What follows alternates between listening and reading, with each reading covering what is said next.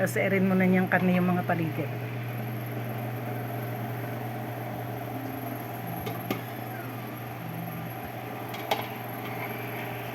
Ay.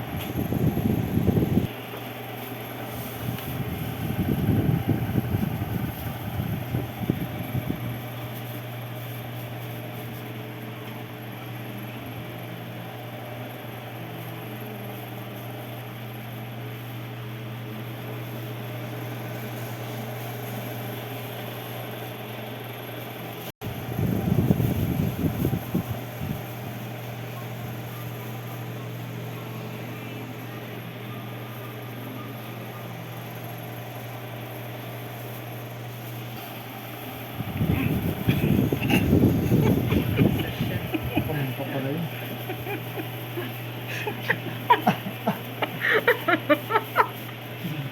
Sa amin pumunta yung paminta. Sama ng amoy.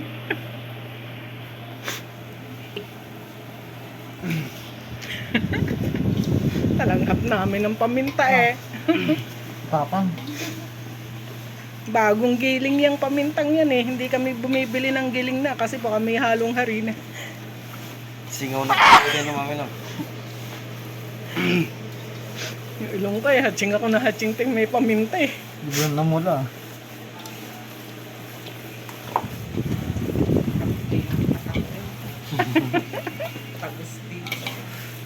Lalo kami, nakaharap sa amin ventilador. Yan, hindi siya dapat masyadong mapula. Mas mapula dapat yung Cebu. Yan, hanggang sa lumagket at halong-halo ha.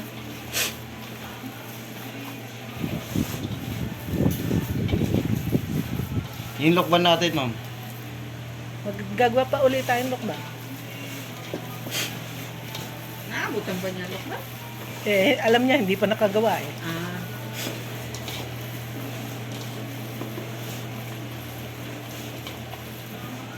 Huli ang lokba.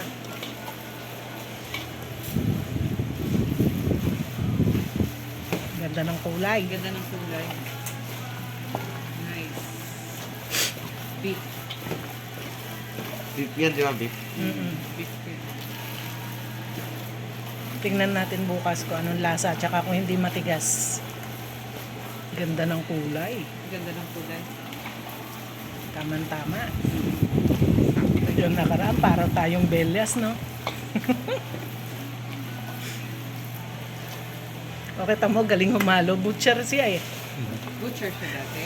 Sa Opo. SM, Sa Robinson. Robinsons. Ah, okay. Kaya marunong niyang maghasa ng kutsilyo. Kaya marunong kaya marunong ka sa karne. Opo.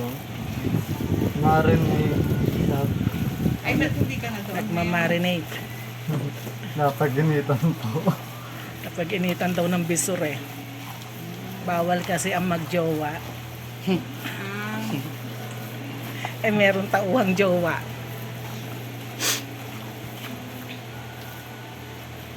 so marunong ka mag-marinate. Opo. Sa Magnolia po kasi ako dati. Saan sa Magnolia? Chicken station po. Ah, chicken station. Lahat po ng marinated ng Magnolia. Kami po gumagawa.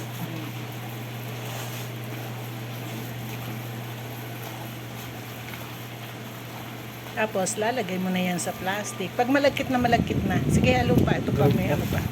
Mm-mm. May ano po? May, May nararamdaman may ako. nararamdaman ka pa. So, halo pa. Yung nararamdaman ba yung masarap sa pakiramdam? Kanina, masarap daw sa pakiramdam. Gulat Masarap ako pa eh. ka. Ano gulat siya? Ano yung masarap sa pakiramdam? Nagbago. Oo.